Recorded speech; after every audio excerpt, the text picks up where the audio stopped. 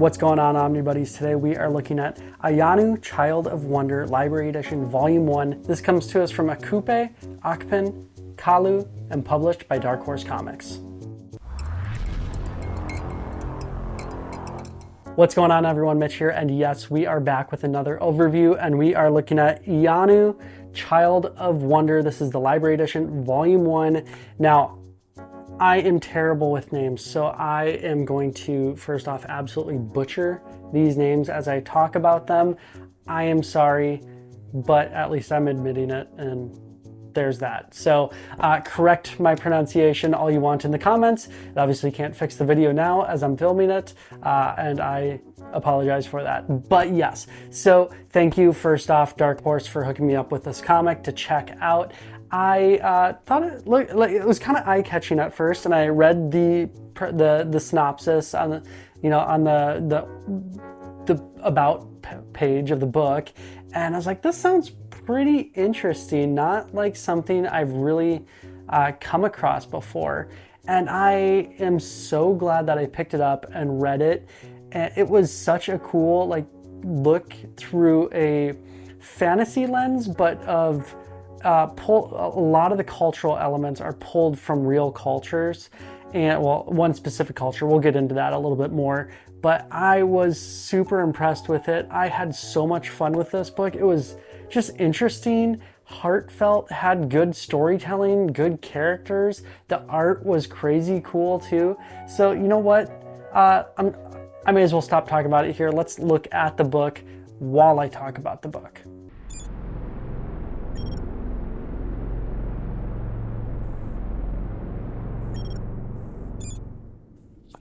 All right, so here is the Library Edition, Volume 1 of Iyanu. This is Child of Wonder. So this collects Iyanu volumes, graphic novels, volumes 1 and 2.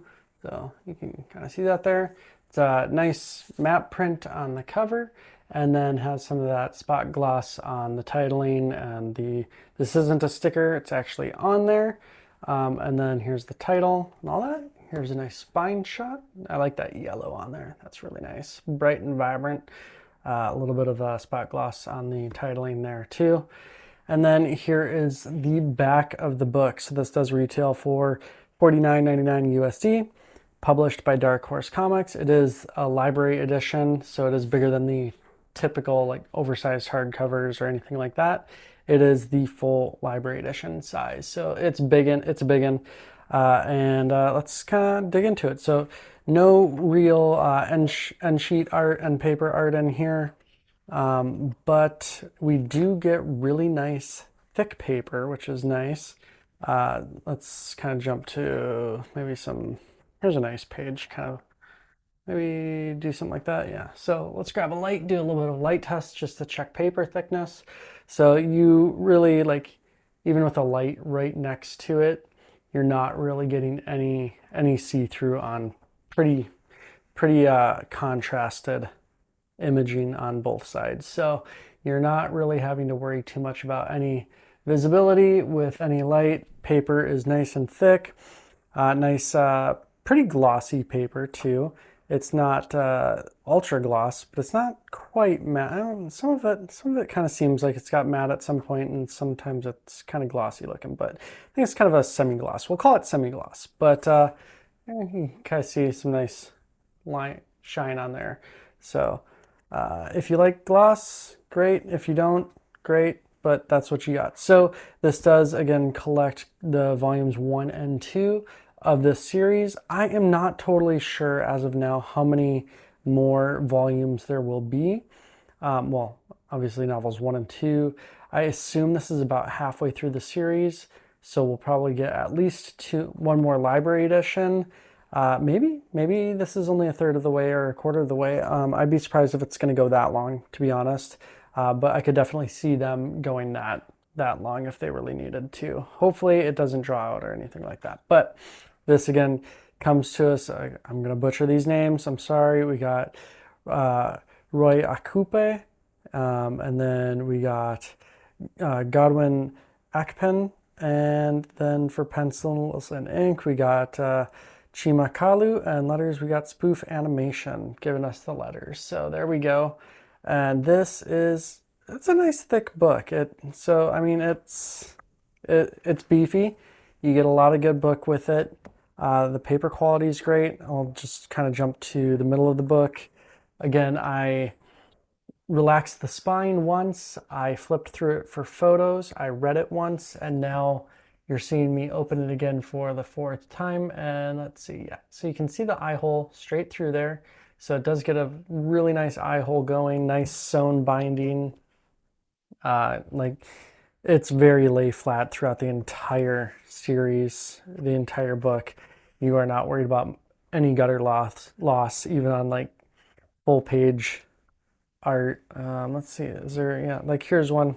This is a good example because it's near the front of the book, and it's, I mean, it's kind of hard to see with how dark it is, but you can see right into the gutter. There's nothing that you're missing there. And the colors, like even when it's really dark like this, are still vibrant and moody and really good. We'll talk about that more with art. But yeah, you got a couple hundred pages, almost, yeah, about 250, 250 pages in here. It's a nice thick book. And yeah, that is the quick look at the actual book build and binding itself.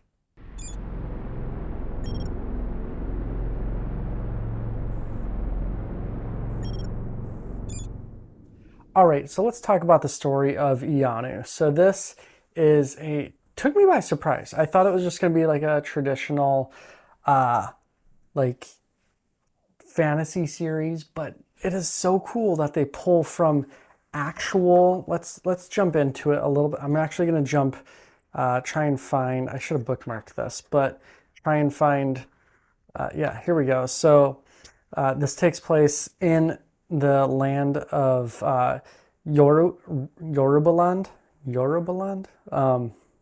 but it's so they have these fun facts in here and these I mean, it literally says fun fact, but it's pretty cool in that. So like here, the city of Ilu is inspired by Benin City, the capital of present-day Edo, Nigeria. Massive walls, which are said to extend for 16,000 kilometers. So the whole thing, it takes place in, you know, this imaginary fantasy world of Yorubaland.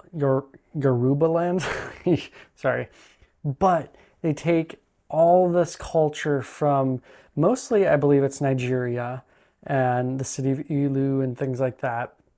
And they take these cultures and they bring them into a fantasy world, but they pay homage to these cultures, which is super cool throughout the story. So a lot of it, like the looks of the cities, how it's laid out, how they talk, even throughout the series, you'll see, let's see if I can find one really quick. I mean, it's pretty, yeah, here we go. So they say something in a different language. I assume it's like Nigerian or something like that. But then they translate it right there. So it's pretty cool that they do this.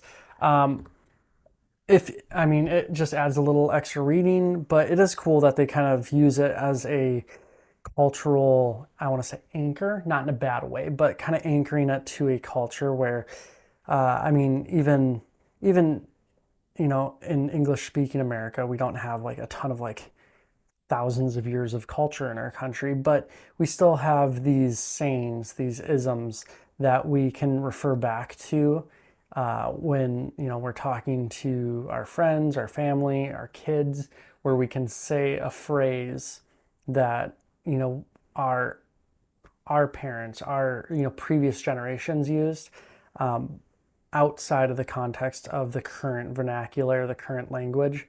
Very cool, but then it kind of brings it back and it explains what they're saying, what they mean by it. So it's super cool with that kind of writing and storytelling. We'll actually now jump into the actual story. Yeah, so been 10 years, nice little introduction by Akupe. Hope I'm saying her name right. But man, this art is so moody and just so gorgeous. Okay, I'm not going to talk about the art. Not going to talk about it. But you are instantly brought into the world of Iyanu and this young girl who obviously is a hunter and pretty capable of taking care of herself, mostly, not fully, but mostly. And she it introduces you to the world where, there's the have-nots and the haves, and the innies and the outies is kind of what they call themselves, the people who are in the big city that's safe and well taken care of, and they have resources and food and shelter and more safety. And then these outer rings of the city as it goes out, and these different districts within this giant city are, each one is, the hunters, the warriors, the farmers, that they all have their own districts, but they're all also kind of ostracized in their own ways, except for, the inner city, the people that have everything, that are rich, that get to make all the decisions. So it's very much insider versus outsider. And then, she obviously ends up having to leave the city, and then she's considered an insider because she lived in the city, but inside the city she was an outsider because she was in these outer rings of the city where she was, kind of sort of safe, but also did not have all the luxuries and safety nets. So yeah, you are quickly introduced that she has something different going on with her, with some powers, and she's learning about them, and also, trying to keep them secret. But, obviously that secret gets out pretty quickly. And then you're introduced to the kind of the inner circle, the inner ring of the city, the decision makers, the politics, the politicians, the kings and the advisors and all of them, and the politics that go into running this sort of city and keeping them safe, and why they have to keep them safe. I don't want to go too much into the mystery and what's happening outside the city and why they're worried about their safety, because I don't like to give things away and I don't want to spoil any of that. But it is, suffice to say, really interesting, and actually does have a lot of cool political intrigue. Sometimes they play it off too much and I get really kind of bored with all the politics. But this book pulled it off pretty well, where you are constantly wondering what's going to happen. It's got a lot of almost espionage to the situations, where people are, playing, not showing their full hand and playing against each other subtly, and working with, making alliances and secretly breaking alliances and all of that. So super fun, super interesting. I love at the end of each chapter, you do get these snippets about the city. Here's, where she's kind of discovered. But yeah, so quickly families are broken up, and families are separated, and families are at war with each other and frustrated, and new alliances are made, and new, possible love interests or not, and what's happening with, the corrupt, and what exactly they are, and why they are, and who Iyanu is, and what she's capable of. All really great stuff, and it definitely plays out pretty well. So here is the end of kind of the first arc, the first volume, and it's got a lot of extras in here. We won't go too much into that, but yeah, it's really great stuff. Really fun story. I was taken by surprise with this story. I did not expect it to be this interesting and this cool and this deep, and really utilize actual culture as its reference point, which I think really grounded it and made it way cooler than it could have been just by, making up its own culture and having its own way with, history and context and all that. I thought it was really cool that they pulled from actual people in an actual place. So that is a bit about the story. Obviously not a ton because I don't want to give it away, but there's a story.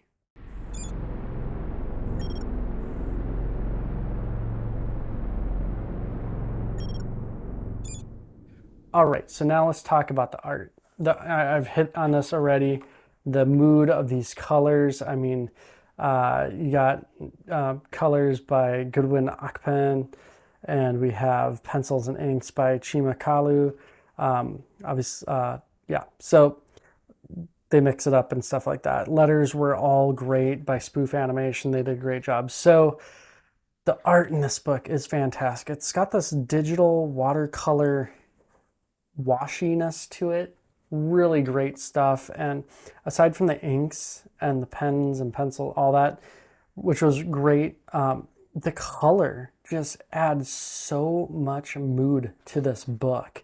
Just takes it from one, just takes it so, like, just elevates the actual art beyond what it was. It's that, I hate to use that in the term synergy because it's so, bleh, I hate using that in the business culture and I don't want to use it here, but like they just work so well together and the art is just gorgeous. The color, oof, I love the depth that you see in a lot of these shots where, you know, some people are out of focus and in focus for, so it's got that depth of field to it. You don't always get that with this art. And I feel like it might be, maybe it's more when it hits that digital art phase. I'm not totally sure if this has a lot of digital art to it, if this is all created digitally or not. But it does get a lot of that really good depth here going on, and the motion and action, like when they're running, just kind of the out of focusness of the action around the characters and what's going on, and then the focus on the characters, just gorgeous. And then you jump into these different settings, and you know, even the around the panels is colored in different ways to just kind of give you some context of what's going on. The panel structure in these is relatively straightforward. I mean, as you can see, they are playing with panel structure and jumping around a bit, but it's nothing too crazy where you're having to like turn the book or anything like that.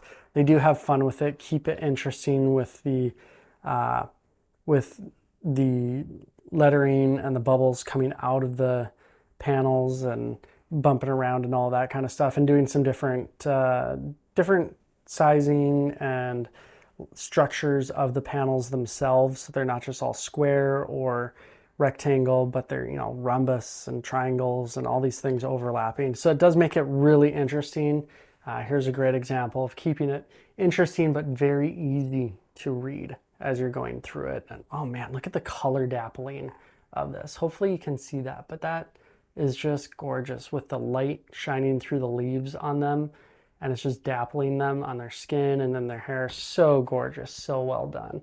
So let's jump around a little bit more, just kind of show you some of the moodiness. Oh man, this, when magic stuff starts happening and there's moody color and just sickening colors. Oh, and the rain, so well done. The backgrounds are always ultra detailed and just, oh man, like this smooth, washy kind of watercolor ishness to it. It's hard to describe, but, and then with these just lush, vibrant colors along with it are just gorgeous. I love these jungle scenes going along with it. Some nice, cool kind of ring play of, you know, like with the city being in a ring, and then you have these kind of ring plays within there. And then you just get your general layout structure too. So it's nothing really ever too insane or crazy. Really nice full spread here too. Really great art. I know some people might not be into this kind of art where it's kind of got that bit of a digital look to it, but and I was sort of at first when I flipped it open, I'm like, it's cool, but I'm not sure if it's for me. Well, after reading through this book, it's definitely for me. I definitely fell in love with it. Really great art. So let's kind of flip through, see if we can find anything else in here. A lot of details. Dang, a lot of detail in here.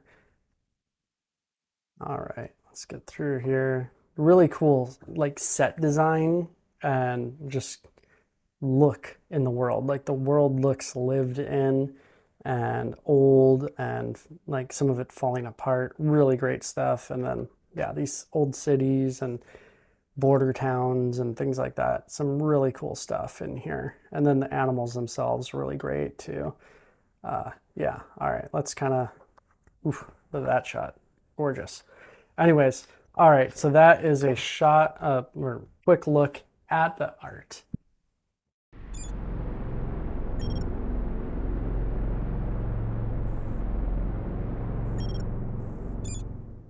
All right, now let's talk about the extras in this book. So typically, most of the books have extras at the end. Well, this one doesn't really do much for extras at the end. Got a little bit about, the story and other things like there with the studio, but you get a lot of extras throughout the book. So, I mean, yes, there is some at the end here, but I'm going to cover this up. But, you got the creator corner with a kapu. So then he goes through and talks about like the history of this age and the ages that they lived through. So you can kind of see a timeline of what took place and when and all that. Really cool. And then like you saw throughout the video too, at the end of like chapter breaks, like you get maps in here, which is really nice, really cool. Like the map of Ilu, the city, and all the key to like where the different sections are and all that kind of stuff. Super cool. And then you get, like I showed before, these like fun facts and a little bit about the city. Let's see if we can find some more in here. Let's flip through real quick. Yeah, so we got more in here. Yoruba land, and more about the place, fun facts, and the Yoruba people are an African ethnic group that inhabits Western Africa, mainly Nigeria and Benin.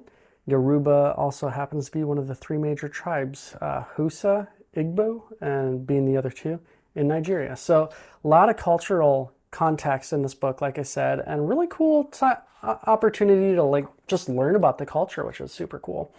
And then, the Ilu Messi, the council. So you learn about, the Nigerian, the Yoruba people. I think I said that right. Yeah, so how it takes a lot of inspiration from the government of the ancient Oyo Empire. So really cool, which was the largest Yoruba kingdoms in the 17th and 18th century. So really cool, like historical context in this book. I really enjoyed that. I love learning about history and all that. So it really hit me perfectly, and I am definitely the audience that they were targeting with this, I guess. So, and then you got more of the timeline of, Divine Wars, End of the Divine Wars, the Curse, Destruction, New Yoruba Land, and Time of Peace, and just kind of goes through all that and gives you some cool art with it. So that's about halfway through, and then, more of these. So it's got a lot of the extras in this book spaced out throughout, which really works well. Because I think, giving that context throughout the book as you're reading in those sections just works so well, rather than just reading the whole book and then you're like, oh, that's all cool once you get to the very end. So you get all that extra content as you're reading it, which just helps to strengthen what you're reading and strengthen the depth of the whole story and the world that they've built. Really enjoyed it and had a ton of fun and cannot wait for the next volume of Iyanu. All right, so I hope you liked that overview of Iyanu. I'm really excited to get more of the story and find out exactly what happens, because yes, there is, spoiler, a pretty dang big cliffhanger in it, but the story isn't like at this giant epic moment where someone might die or something like that, but the journey kind of really is beginning. I kind of think of it as that the Fellowship of the Ring, Lord of the Rings, that first movie where Frodo and Sam and the Fellowship are kind of heading off into the mountains, into the distance. And it's kind of that, all right, the journey, we've seen a lot so far, but it's really just beginning. So I'm really excited about this, because this book, the journey is just beginning, and I'm so excited to see where this journey goes and what they have in store for these characters. I really loved it, from the art to the characters to the story. The bookbind itself is phenomenal. Dark Horse did a great job with that. But yes, if you are at all interested in the fantasy narrative with like a nice twist of like actual like grounded, realistic cultural elements in it, very cool way of telling a fantasy story, I gotta say. So definitely worth checking out. You can hit up Panel Bound Comics, use my code Omnibuddy for $2 off every order, or use my code Omnibuddy ship it together if you're gonna buy 4 more books at the same time. Maybe you wanna grab this book and a few other books and grab those and get 5% off your entire order. Great. But the most important thing that I say to do in every video, besides, you know, don't forget to like, subscribe, hit the bell for notification, do all of those things, is comment. Let me know what, we can even talk prose and full-on novels, outside of graphic novels, or even movies, what your absolute favorite fantasy book or story, movie, whatever, what your absolute favorite fantasy story is that's out there. Let me know in the comments. I love so many of them, but I mean like Star Wars and Lord of the Rings, those are kind of the two that really are kind of my top of the echelon. I really think actually Lord of the Rings has edged out Star Wars in the recent years actually for me, but who knows. Let me know in the comments what fantasy series that everyone needs to be checking out. Let us know in the comments. All right, that's it. Take care. Stay cool.